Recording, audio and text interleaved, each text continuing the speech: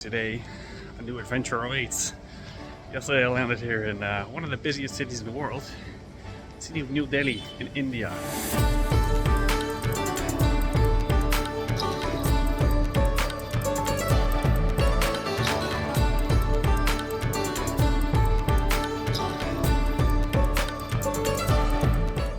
So, next 12 days I'm going to be spending throughout India.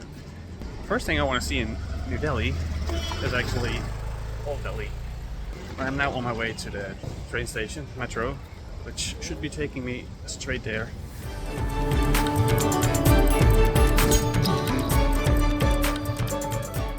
I just entered Chandni Chowk. I ended up in this kind of park. I took the blue line from where I was at for just one stop. I was canned in like a damn sardine. I stepped over to the yellow line for another 3 stops to get me to Chandni Chowk. First thing you see when you walk outside is this park, which is really nice. To get here, the 4 stops cost me only 20 rupees. But that's not too bad.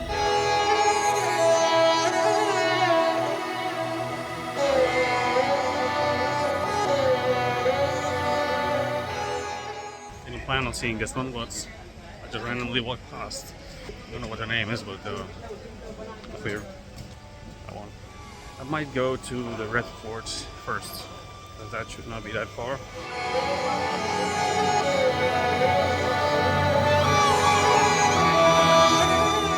This is something different, unlike anything I've seen, not even in South America or the rest of Asia. This is a whole different planet, right? For whatever reason, this is closed right now. I can only see it from the outside, so too bad. I don't know what they're doing, but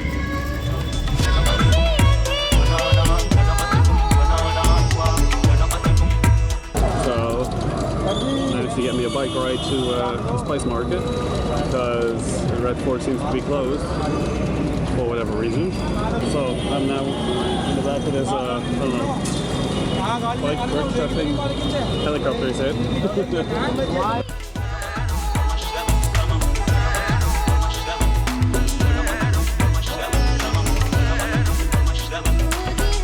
Wholesale market, sir.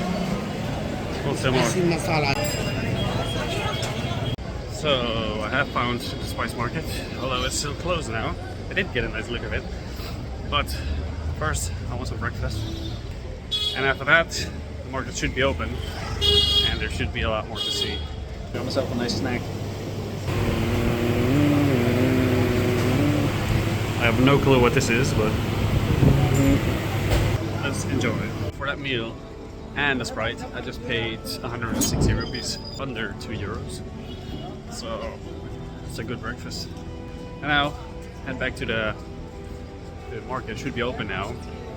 Apparently the building is like 600 years old, and there is over 360 rooms in there because the people working there actually live in this place. It's actually not opening until 11 or something, but it's already feeling more lively. And by more lively, I mean it's getting pretty busy.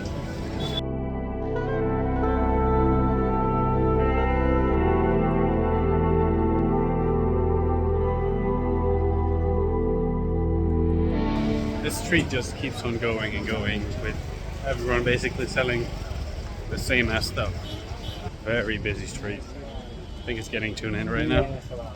But I've never smelled this many spices in my life. Currently we're going up this stairs to go to the market. It smells like a lot of spices. Photo.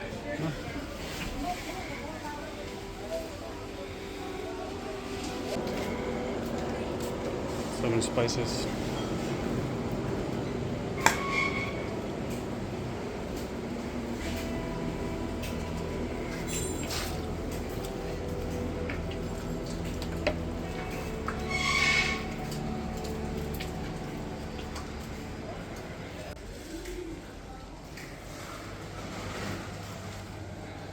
So this is a spice market from up above.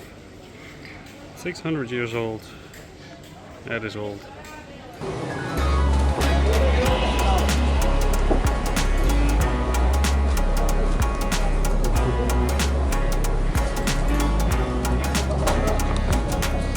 is the bottom floor. Oh, it's just a ton of spice. A lot of these spices, I don't even know what it is.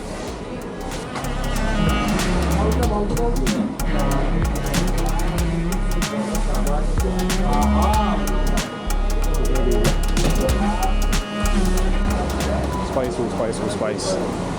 Now, let's see what else we can find in Chow.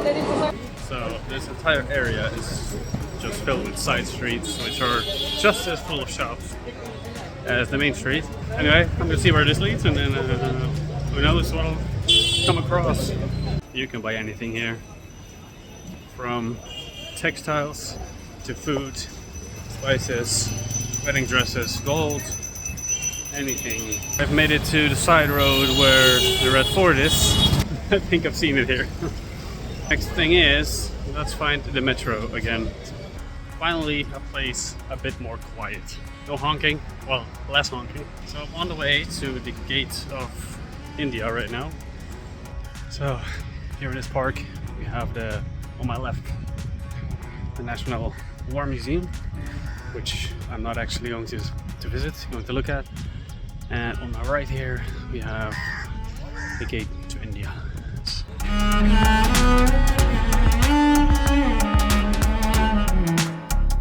Not sure if you can see it, but on the side here, there's names everywhere. Oh yeah, you can see it. And there should be like 13,000 names of the fallen soldiers. So this gate to India was built after the World War in commemoration of over 70,000 soldiers that died. About 13,000 names of them are inscripted on the sides of this, and it kind of resembles the Arc de Triomphe in France, Paris. All the same shape. Has an arc. Gateway approved.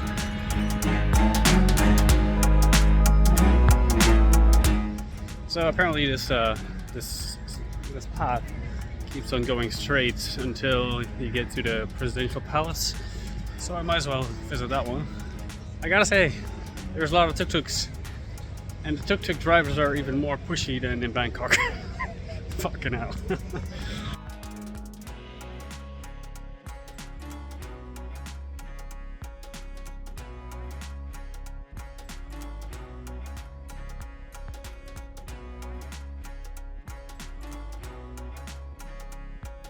So I'm getting close to the presidential palace. You can see it up there in the back, and there's just a lot of people hanging out on the grass here, because this is probably one of the few places where it's actually quiet here in New Delhi.